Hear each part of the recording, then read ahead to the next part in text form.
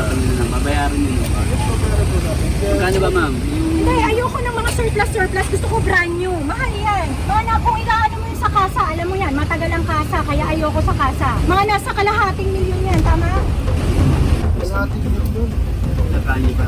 Consult ko na namin yung third na. Pwede ko mo Eh, so anong gagawin natin Kung ako ngayon? pagsasabi sa inyo po ng kalahating milyon, kung malabo na yung parang 50 po ang Oh, hindi. O, so magkano nga tingin mo? Ikaw bumili ha? Ay, syempre mga Ikaw bumili? Wait lang po. Ikaw bumili? You give us time to consult someone po. Actually, kung may attorney ka, may attorney ako. Pero ngayon, hindi consult na mag-time pa. Walang time eh, para doon. Di ba, sir? Itutuloy ba natin sa presinto to? Kasi ano siya eh. Sa presinto. Dadali namin siya sir kasi matagal ng takbuhan eh. Oo. Ibig ang kaso niya, yun lang, ito lang. Babayaran nyo lang ito, magkaroon ba yung kaso niya? O, ano bang gusto mong mangyari? Anong pangalan mo? O, Von, anong gusto mong mangyari sa unit? Kasi kung ganyan, di ba, ano, Papaayos po namin.